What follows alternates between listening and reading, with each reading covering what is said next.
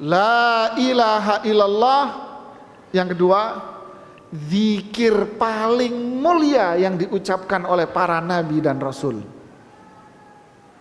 Zikir paling mulia yang diucapkan oleh nabi dan rasul. Apa dasarnya?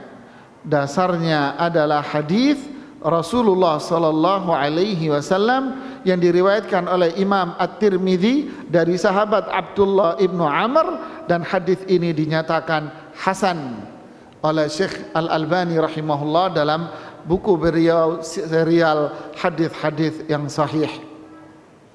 Redaksi hadis Rasulullah SAW ini berbunyi, afdal ma qultu ana wan nabiyuna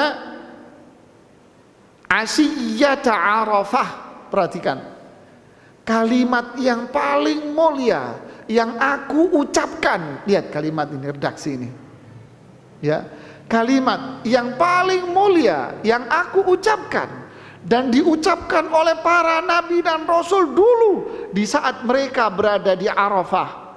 La ilaha illallah wahdahu la syarikalah lahul mulku wa lahul hamdu wa huwa ala kulli syai'in qadir. Ini kalimat paling mulia yang dijadikan zikir oleh Rasulullah SAW dan para nabi dan rasul terdahulu.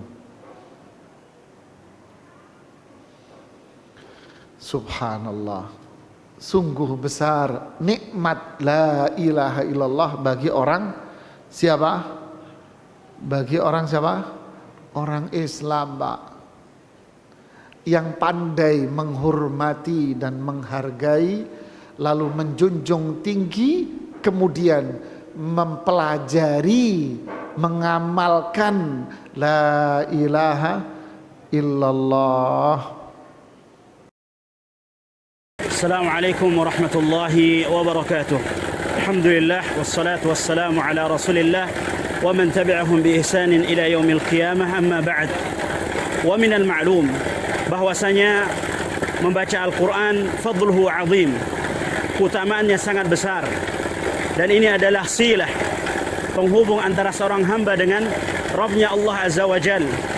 Oleh karenanya Allah Subhanahu wa taala berfirman di dalam surat Fatir, innal ladzina yatluna kitaballah, sesungguhnya orang-orang yang membaca kitabullah Al-Qur'an, wa aqamus shalah, dan mendirikan salat, wa anfaqu mimma razaqnahum sirran wa alaniyah, dan mereka menginfakkan sebagian daripada apa yang kami karuniakan kepada mereka, baik secara terang-terangan maupun tersembunyi, yarjuna tijaratan lan tabur, mereka mengharapkan perniagaan yang tidak ada ruginya, liwaffiyahum ujurahum wa yaziduhum min fadlih wallahu ghafurun syakur.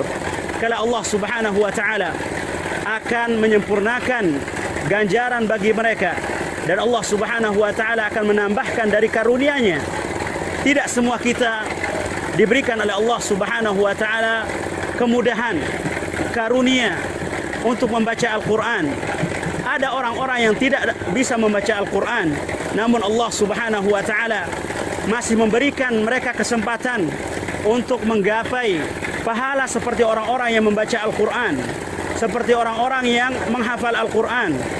Ingatlah sabda Rasulullah sallallahu alaihi wasallam, man da'a ila huda kana lahu minal ajri mithlu ujuri man tabi'ahu ila yaumil qiyamah. Barang siapa yang memberi petunjuk kepada kebaikan, maka baginya pahala seperti orang-orang yang melakukannya sampai hari kiamat, duna yanqusa min ujurihim syai'a, tanpa mengurangi sedikit pun pahala orang-orang yang melakukannya. Maka alhamdulillah, antum bisa lihat di belakang antum, di layar antum, tahap pertama TBK Backing 002 Abu Said Al-Khudri, tahap pertama sudah sampai 60%. Ya, ini semua dari andil antum yang berusaha mendapatkan kebaikan dari orang-orang yang membaca dan menghafal Al-Quran. Maka insya Allah ke depan di tahap yang kedua kita akan memulai tahap untuk pemasangan atap yang insya Allah akan dikerjakan segera setelah tahap pertama ini selesai. Kami terus meminta dan memohon kepada Allah Subhanahu wa taala terlebih dahulu, kemudian andil-andil antum. Wallahu taala a'la wa alam wa jazakumullahu khairan.